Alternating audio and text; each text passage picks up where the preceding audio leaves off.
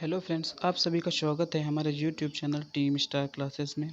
आज हम डिस्कस करेंगे सीटेट पेपर 2 साइंस से रिलेटेड कुछ इम्पोर्टेंट क्वेश्चन। इससे पहले मैं आपको बता दूं, अगर आपने हमारा चैनल सब्सक्राइब नहीं किया है तो उसे सब्सक्राइब कर लें और बेल आइकन को ऑन कर लें, जिससे आपको आगे आने वाले वीडियो की नोटिफिकेशन मिलती रहे। फ्रेंड्स, चलिए डिस्कस करते हैं अपने क्वेश्चन। हमारा पहला क्वेश्चन है कि बैटरी में से निम्नलिखित में से किस अम्ल का उपयोग किया जाता है। पहला ऑप्शन है हाइड्रोक्लोरिक एसिड, दूसरा ऑप्शन है सल्फ्यूरिक एसिड, तीसरा ऑप्शन है सल्फ्यूरस एसिड, चौथा ऑप्शन है हाइड्रोफ्लोरिक एसिड। तो फ्रेंड्स, इसका सही आंसर होगा option number B, sulphuric acid. Friends, जो बैटरी होती है उसमें सीसा संचयक सेल का प्रयोग किया जाता है। सीसा संचयक सेल में H2SO4 का प्रयोग किया जाता है, यानी सल्फ्यूरिक एसिड। चलिए बढ़ते हैं नेक्स्ट क्वेश्चन की तरफ। हमारा अगला क्वेश्चन है, आंवला में होता है। पहला ऑप्शन है साइट्रिक एसिड, दूसरा ऑप्शन है स्कारबिक एसिड, तीसरा ऑप्शन है टार्ट्रिक एसिड, चौथा ऑप्शन है ऑक्जेलिक एसिड। फ्रेंड्स, तो इसका सही विकल्प होगा option number B, ascorbic acid. Friends, जो साइट्रिक एसिड होता है वो संतरा और नींबू में पाया जाता है। जो टार्ट्रिक एसिड होता है वो इमली, अंगूर और कच्चे फलों में पाया जाता है। और जो ऑक्जेलिक होता है वो पालक में पाया जाता है। ये क्वेश्चन काफ़ी इंपॉर्टेंट है। सीटेट में पिछले 2 साल में इस तरह के क्वेश्चन पूछे गए हैं। चलिए बढ़ते हैं नेक्स्ट क्वेश्चन की तरफ। हमारा नेक्स्ट क्वेश्चन है, निम्नलिखित में से कौन सा रासायनिक परिवर्तन नहीं है। पहला ऑप्शन है लोहे में जंग लगना, दूसरा ऑप्शन है प्रकाश संश्लेषण, तीसरा ऑप्शन है बर्फ का पिघलना, चौथा ऑप्शन है कोयले का जलाना। फ्रेंड्स, जो इसका सही आंसर होगा वो होगा बर्फ का पिघलना। फ्रेंड, जो ऑप्शन नंबर सी है वो भौतिक परिवर्तन है, जबकि जो option number A B D है वो रासायनिक परिवर्तन है। जो भौतिक परिवर्तन होता है वो उत्क्रमणीय होता है, अर्थात हम जो पदार्थ होता है उसकी पुनः पहली वाली अवस्था में उसको प्राप्त कर सकते हैं। जैसे कि बर्फ़ को अगर हम पिघला देंगे तो जल बन जाएगी, और जल को अगर हम पुनः उसको गर्म कर देंगे तो बर्फ़ बन जाएगी।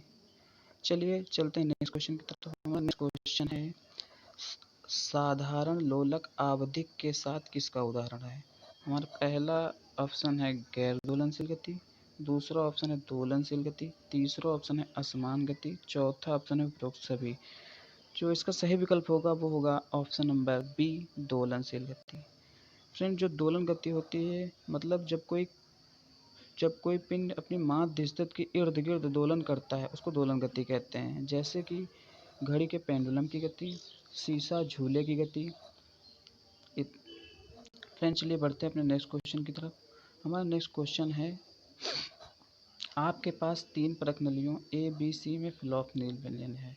परख नली ए में तन हाइड्रोक्लोरिक अम्ल, बी में सोडियम हाइड्रोक्साइड विलयन और सी में आसुत जल की 2-3 प्रत्येक परख नली में डालने के तुरंत पश्चात यदि आप प्रत्येक परख नली के विलयन के रंग का परीक्षण करें तो आप यह पाएंगे इन परख नलियों के विलयनों में इस प्रकार हैं। पहला ऑप्शन है ए में रंगहीन, बी में गुलाबी और सी में रंगहीन। दूसरा ऑप्शन है ए में गुलाबी, बी में फीका हरा और सी में रंगहीन। तीसरा ऑप्शन है ए में रंगहीन, बी में गुलाबी और सी में गुलाबी। और तीसरा ऑप्शन है ए में रंगहीन, बी में रंगहीन और सी में गुलाबी। और चौथा ऑप्शन है ए में फीका हरा, बी में गुलाबी और सी में गुलाबी। फ्रेंड, जो इसका सही आंसर होगा वो होगा ऑप्शन नंबर ए में रंगहीन, बी में गुलाबी और सी में रंगहीन। फ्रेंड, जो इससे पहले मैं आपको बता दूं, जो फिनाप्थलीन होता है वो एक सूचक होता है, और फिनाप्थलीन की कुछ अम्ल, क्षार और जल की कुछ विशेषताएं होती हैं। जैसे कि जब फिनाप्थलीन विलयन को जल के साथ इसकी क्रिया कराई जाती है तो ये रंगहीन हो जाता है, और जब फिनाप्थलीन विलयन की अम्ल के साथ क्रिया कराई जाती है तो यह रंगहीन हो जाता है। किंतु जब फिनाप्थलीन विलयन की क्षार के साथ क्रिया कराई जाती है तो यह गुलाबी रंग देता है। तो हमारे क्वेश्चंस में ए में तनु हाइड्रोक्लोरिक अम्ल अर्थात HCl जो कि अम्ल होता है, जब हम इसकी अम्ल के साथ क्रिया करा देंगे तो यह रंगहीन हो जाएगा। और जो बी में सोडियम हाइड्रोक्साइड था, तो सोडियम हाइड्रोक्साइड क्षार होता है, अगर हम क्षार के साथ क्रिया करा देंगे तो ये गुलाबी हो जाएगा। और जो सी में आसुत जल था, तो आसुत जल की अगर हम क्रिया करा देंगे इसके साथ तो ये रंगहीन हो जाएगा। तो इस हिसाब से हमारा ऑप्शन नंबर ए का सही विकल्प बनता है। चलिए बढ़ते हैं नेक्स्ट क्वेश्चन की तरफ। हमारा नेक्स्ट क्वेश्चन है, कोई छात्र सोडियम हाइड्रोक्साइड के तन विलयन की एक बूंद पहले नीले लिटमस पेपर पर फिर लाल लिटमस पेपर पर डालता है। वह प्रेक्षण करेगा कि हमारा पहला विकल्प है नीला लिटमस पेपर लाल हो जाता है और लाल लिटमस पेपर नीला हो जाता है। दूसरा ऑप्शन है नीले लिटमस पेपर में कोई परिवर्तन नहीं होता है और लाल लिटमस पेपर नीला हो जाता है। तीसरा ऑप्शन है लाल लिटमस पेपर में कोई परिवर्तन नहीं होता है और नीला लिटमस पेपर लाल हो जाता है। चौथा ऑप्शन है नीला लिटमस पेपर नीला ही रहता है और लाल लिटमस पेपर में कोई परिवर्तन नहीं होता। फ्रेंड्स, जो इसका सही आंसर होगा वो होगा ऑप्शन नंबर बी, नीले लिटमस पेपर में कोई परिवर्तन नहीं होता है और लाल लिटमस पेपर नीला हो जाता है। फ्रेंड्स, जो सोडियम हाइड्रोक्साइड होता है वो एक क्षार है और हम सभी को पता है अगर जो क्षार होता है वो लाल लिटमस पेपर को नीला कर देता है और नीले लिटमस पेपर पर कोई प्रभाव नहीं डालता है। नीले को लाल अम्ल करता है। तो इस हिसाब से हमारा ऑप्शन नंबर 20 का सही विकल्प बनता है। चलिए बढ़ते हैं नेक्स्ट क्वेश्चन की तरफ। नेक्स्ट क्वेश्चन हमारा, कोई जंतु कैल्शियम कार्बोनेट के कठोर कवच वाले जंतुओं के कोमल भागों को खाने के लिए अपने मुख से अपना आमाशय बाहर निकालता है। कवच को खोलने और कोमल पदार्थ को खाने के पश्चात आमाशय जंतु के शरीर में वापस चला जाता है जहां आहार धीरे धीरे पचता है। इस जंतु का नाम है, ऑप्शन नंबर ए है हमारा घड़ियाल, बी है ऑक्टोपस, सी है हमारा कछुआ और डी है हमारा स्टारफिश। फ्रेंड, जो इसका सही विकल्प होगा वो होगा स्टारफिश, ऑप्शन नंबर डी। चलिए बढ़ते हैं नेक्स्ट क्वेश्चन की तरफ। हमारा नेक्स्ट क्वेश्चन है कि अनीता परख मिली में सोडियम हाइड्रोक्साइड का ताज़ा विलयन तैयार करती है। वह उसमें एल्यूमिनियम की पन्नी का एक छोटा सा टुकड़ा डालती है और माचिस की जलती हुई तीली परख नली के मुंह के पास लाती है। वह पॉप की आवाज़ सुनती है। पॉप की आवाज़ की उपस्थिति की संकेत करती है। ऑप्शन नंबर ए है हमारा जल गैस, दूसरा है ऑक्सीजन गैस, तीसरा ऑप्शन है हमारा हाइड्रोजन गैस, चौथा ऑप्शन है हमारा एल्यूमिनियम गैस। तो इसका फ्रेंड्स इसका सही आंसर होगा option number C, hydrogen gas. Friend, जो हाइड्रोजन गैस होती है जब उसको उसके पास तीली लेके आते हैं तो वो पॉप की आवाज़ करती है। इसकी विशेषता है कि जो हाइड्रोजन गैस होती है वो पॉप की आवाज़ करती है। चलिए बढ़ते हैं नेक्स्ट क्वेश्चन की तरफ। निम्नलिखित में से सही कथन चुनिए। पहला ऑप्शन है हमारा, सभी रंगों की पत्तियां प्रकाश संश्लेषण करती हैं। दूसरा ऑप्शन है हमारा कि पौधों क्लोरोफिल की अनुपस्थिति में भी प्रकाश संश्लेषण कर सकते हैं। तीसरा ऑप्शन है हमारा, केवल हरी पत्तियों वाले पौधे ही प्रकाश संश्लेषण कर सकते हैं। चौथा ऑप्शन है हमारा, केवल पत्तियों में ही प्रकाश संश्लेषण होता है।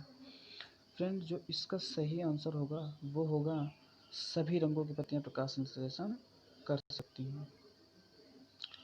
फ्रेंड्स, दूसरा विकल्प हमारा ऑप्शन इसलिए नहीं होगा क्योंकि पौधे क्लोरोफिल के बिना अपना प्रकाश संश्लेषण कभी नहीं कर पाएंगे, क्योंकि प्रकाश संश्लेषण की क्रिया के लिए क्लोरोफिल और सूर्य का प्रकाश अत्यंत आवश्यक है।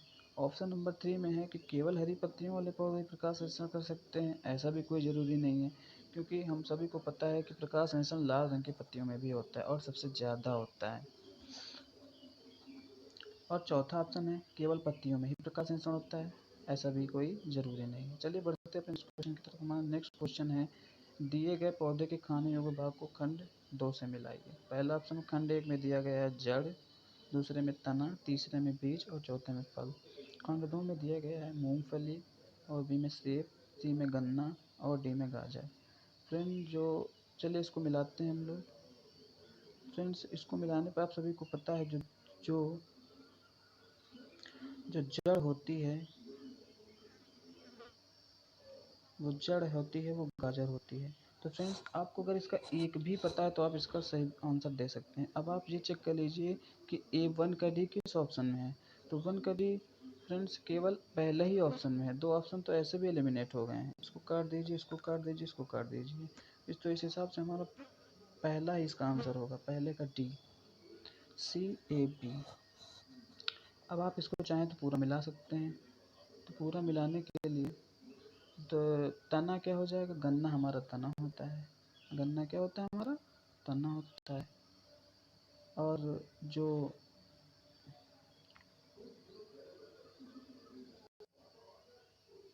जो तना होता है हमारा गन्ना होता है। और जो बीज होता है वो जो बीज है हमारा वो है मूंगफली और जो फल है हमारा वो है सेब। तो इस हिसाब से इसका पहला आंसर सही बनता है। चलिए बढ़ते हैं नेक्स्ट क्वेश्चन की तरफ। हमारा नेक्स्ट क्वेश्चन है, शिक्षक द्वारा कक्षा 7 के बच्चों को पानी बचाओ विषय पर अधिगम को किस प्रकार सार्थक बनाया जा सकता है। पहला ऑप्शन है हमारा कि पोस्टर बनवाकर, दूसरा ऑप्शन है निबंध लिखवाकर, चौथा ऑप्शन है बच्चों को पानी की खपत पर अपने मोहल्ले के लोगों का साक्षात्कार द्वारा जल जांच करवाकर।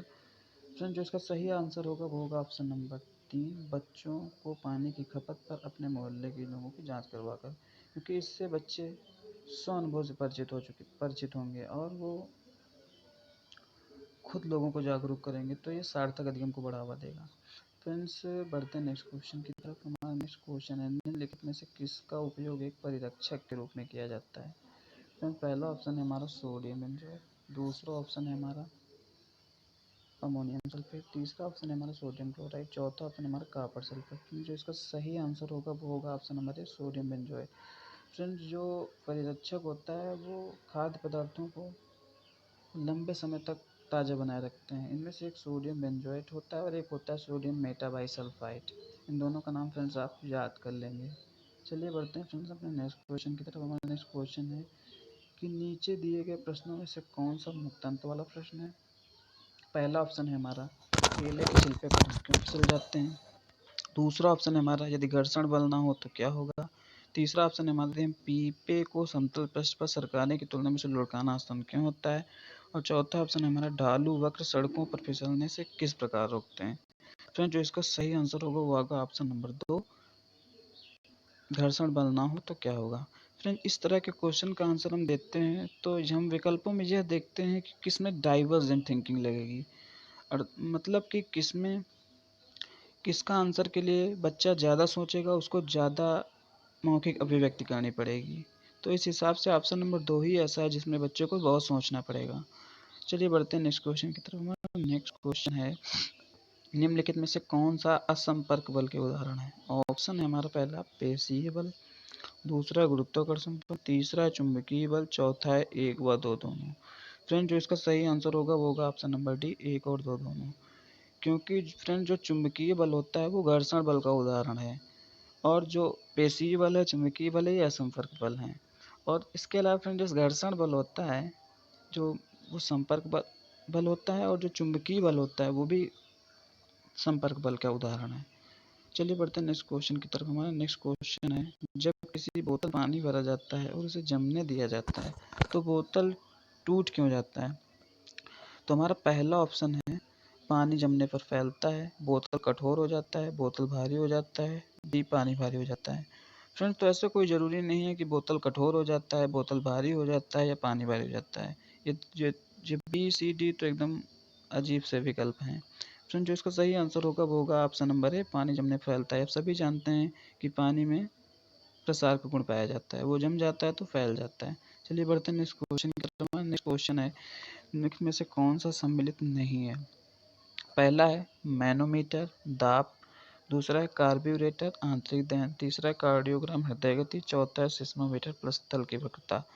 फ्रेंड्स आप सभी को पता है जो सिस्मोमीटर है इसमें गलत दिया है, क्योंकि सिस्मोमीटर का प्रयोग भूकंप की तीव्रता मापने के लिए किया जाता है, जबकि इसमें पृष्ठतल की वक्रता दिया हुआ है। तो इसलिए इस हिसाब से हमारा ऑप्शन होगा ऑप्शन नंबर डी, पृष्ठतल की वक्रता। ये तीनों गलत हैं। चलिए बढ़ते हैं नेक्स्ट क्वेश्चन की तरफ। हमारा नेक्स्ट क्वेश्चन है जब एक चींटी काटती है तो वह त्वचा में प्रविष्ट कर देती है। पहला ऑप्शन है एसिटिक एसिड, दूसरा ऑप्शन है सल्फ्यूरिक एसिड, तीसरा ऑप्शन है फॉर्मिक एसिड, चौथा ऑप्शन है सोडियम हाइड्रोक्साइड। फ्रेंड जो इसका सही आंसर होगा वो होगा फॉर्मिक एसिड। फ्रेंड्स आप सभी याद कर लीजिए, जो फॉर्मिक एसिड होता है उसको मेथेनोइक एसिड भी कहते हैं। कभी कभी ऑप्शन में ऐसा होता है कि फॉर्मिक एसिड ना होकर मेथेनोइक एसिड होता है, तब आप सभी कंफ्यूज होते हैं। तो फॉर्मिक एसिड को मेथेनोइक एसिड भी कहते हैं। चलिए बढ़ते हैं नेक्स्ट क्वेश्चन की तरफ। हमारा नेक्स्ट क्वेश्चन है, निम्नलिखित में से सत्य कथन चुनिए। पहला ऑप्शन है मेलामाइन थर्मोप्लास्टिक है, जबकि बैकेलाइट थर्मोसेटिंग प्लास्टिक है। ऑप्शन नंबर 2, बैकेलाइट और मेलामाइन दोनों ही थर्मोप्लास्टिक हैं। तीसरा ऑप्शन है बैकेलाइट और मेलामाइन दोनों ही थर्मोसेटिंग प्लास्टिक है, जबकि ऑप्शन नंबर 4 है बैकेलाइट थर्मोप्लास्टिक है, जबकि मेलामाइन थर्मोसेटिंग प्लास्टिक है। फ्रेंड जो इसका सही आंसर होगा वो होगा ऑप्शन नंबर सी, बैकेलाइट और मेलामाइन दोनों ही थर्मोसेटिंग प्लास्टिक हैं। चलिए बढ़ते हैं नेक्स्ट क्वेश्चन की तरफ। हमारा नेक्स्ट क्वेश्चन है, मानव भोजन में पोषक तत्वों की आवश्यकता भोजन ग्रहण करने की विधि और शरीर में इसका उपयोग विभिन्न चरणों में होता है, जो है पहला ऑप्शन है अवशोषण, दूसरा है निष्कासन, तीसरा है स्वांगीकरण, चौथा अंतःकरण, पांचवा है पाचन। इन चरणों को उस क्रम में लगाइए जो कि समय से होते हैं। ऑप्शन है ए बी सी डी ई। दूसरा ऑप्शन है फ्रेंड्स सी। फ्रेंड्स आइए इनको एक क्रम में लगाते हैं। पहला ऑप्शन है हमारा ए बी सी डी ई, दूसरा ऑप्शन है D E A C B, तीसरा ऑप्शन है E D C A B, चौथा ऑप्शन है D A B C E. चलिए इनको फ्रेंड्स एक क्रम में लगाते हैं। तो हम सभी को पता है पहले नंबर पे अंतःग्रहण आता है, यानी कि डी पहले होगा, और दूसरे नंबर पे पाचन होता है, तो यानी ई दूसरे पे होगा। इसके बाद फ्रेंड्स होता है अवशोषण, तो यानी ए होगा। फिर इसके बाद होगा फ्रेंड्स स्वांगीकरण, जो कि सी होगा। फिर इसके सबसे लास्ट में होगा निष्कासन।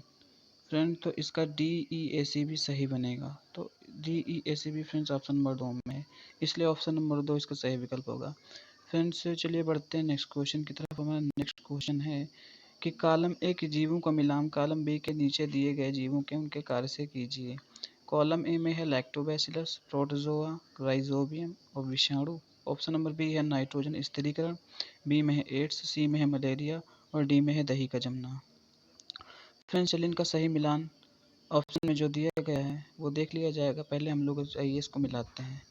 फ्रेंड्स सभी को पता है, अगर आपको इनमें से एक का भी विकल्प पता है तो आप इसको आसानी से हल कर सकते हैं। जैसे कि सभी को पता होता है लैक्टोबैसिलस दही से रिलेटेड करता है, तो पहले का डी। अब आप सभी फ्रेंड्स विकल्प में देख लीजिए पहले का डी किस किस में दिया गया है। तो पहले का डी केवल पहले और दूसरे में है, तो तीसरा और चौथा तो ऐसे ही कट गया। अब आप लोग दूसरा देखिए, जैसे कि इसमें से देख लीजिए आपको कौन सा पता है। आपको जैसे कि राइजोबियम का पता होगा। राइजोबियम क्या होता है? नाइट्रोजन स्थिरीकरण। तो 3 का ए, यानी कि 3 का ए आप लोग ऑप्शन में देख लीजिए। 3 का ए किस ऑप्शन में है? तो पहले ऑप्शन में। तो इस हिसाब से इसका विकल्प पहला ही सही होगा, डी सी ए बी। अब आइए अगर आप लोगों की इच्छा हो तो इसको पूरा मिला दिया जाए। चलिए मिलाते हैं हम लोग। तो चलिए मिलाते हैं हम लोग। तो लैक्टोबैसिलस दही का जमना हो जाएगा, और राइजोबियम हो जाएगा नाइट्रोजन स्थिरीकरण, और जो विषाणु हो जाएगा वो हो जाएगा एड्स, और जो प्रोटोजोआ हो जाएगा वो हो जाएगा मलेरिया। तो इस हिसाब से इसका आंसर नंबर ए सही होता है। चलिए बढ़ते हैं नेक्स्ट क्वेश्चन की तरफ। हमारा नेक्स्ट क्वेश्चन है निम्नलिखित में से कौन सा विद्युत का चालक नहीं है? ऑप्शन ए है सिरका, ऑप्शन बी है नींबू का रस, 3 है लवण का जल, 4 है आश्वित जल। फ्रेंड जो इसका सही आंसर होगा वो होगा ऑप्शन नंबर 4 आश्वित जल, क्योंकि जो आश्वित जल होता है उसके आयन नष्ट हो जाते हैं, उसमें कोई आयन नहीं रहता है, इसलिए वो विद्युत का सुचालक नहीं होता है। चलिए बढ़ते हैं नेक्स्ट क्वेश्चन की तरफ। हमारा नेक्स्ट क्वेश्चन है बिजली की घंटी किस पर कार्य करती है? ऑप्शन नंबर ए है हमारा विद्युत धारा का तापीय प्रभाव, दूसरा है विद्युत धारा का चुंबकीय प्रभाव, तीसरा है विद्युत धारा का रासायनिक प्रभाव, चौथा ऑप्शन है इनमें से कोई नहीं। फ्रेंड जो इसका सही आंसर होगा वो होगा ऑप्शन नंबर बी विद्युत धारा का चुंबकीय प्रभाव। फ्रेंड जो इलेक्ट्रिक बेल होती है वो मैग्नेटिक इफेक्ट पे कार्य करती है। और फ्रेंड जिसमें पहले ऑप्शन में दिया है विद्युत धारा का ताप प्रभाव, तो हम सभी को पता है ताप प्रभाव पे जो होता है वो इलेक्ट्रिक बल्ब कार्य करता है, इलेक्ट्रिक हीटर कार्य करता है, और हमारा जो विद्युत प्रेस भी होता है वो भी इस पर कार्य करता है। चलिए चलते हैं नेक्स्ट क्वेश्चन की तरफ। हमारा नेक्स्ट क्वेश्चन है कि निम्नलिखित में से कौन सा कथन गलत है? पहला ऑप्शन है एक ढोल निम्न आवृत्ति पर कंपित होता है इसलिए वह निम्न आवृत्ति की ध्वनि उत्पन्न करता है। ऑप्शन नंबर 2 है हमारा एक सीटी उच्च आवृत्ति है इसलिए वह उच्च आवृत्ति की ध्वनि उत्पन्न करती है। तीसरा ऑप्शन हमारा सामान्यतः पुरुषों की आवाज़ महिला की तुलना में तीक्ष्ण होती है। चौथा ऑप्शन हमारा चिड़िया उच्च तरंग की ध्वनि उत्पन्न करती है जबकि शेर निम्न तरंग की ध्वनि उत्पन्न करता है।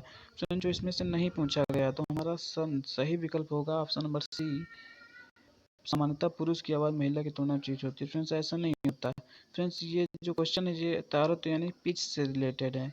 पिच यानी कि वो फ्रेंड्स जो होता है जिसकी पिच जितनी अधिक होती है उसकी आवाज़ उतनी ही सुरीली होती है, जबकि इसमें तीक्ष्ण बताया जा रहा है, इसलिए ये ऑप्शन नंबर गलत है हमारा। चलिए बढ़ते हैं नेक्स्ट क्वेश्चन की तरफ। हमारा नेक्स्ट क्वेश्चन है कार्बन को एक बहुमुखी तत्व क्यों माना जाता है? हमारा पहला विकल्प है इसके श्रृंखलन गुण के कारण, क्योंकि यह चतुर्संयोजक तत्व है। ऑप्शन नंबर सी है ये दोनों ए और बी, चौथा ऑप्शन है कोई नहीं। ऑप्शन जो इसका सही आंसर होगा option number C, B, D, यानी कि दोनों ए और बी। चलिए चलते हैं नेक्स्ट क्वेश्चन की तरफ। हमारा नेक्स्ट क्वेश्चन है हम चंद्रमा पर सामान्य बातचीत क्यों नहीं कर सकते हैं? फ्रेंड्स पहला ऑप्शन है इसका क्योंकि चंद्रमा बहुत सघन है, दूसरा, चंद्रमा पृथ्वी से बहुत दूर है। तीसरा ऑप्शन है चंद्रमा पर कोई माध्यम नहीं है। चौथा ऑप्शन है घूर्णन के दौरान चंद्रमा की अपनी कोई गति नहीं होती है।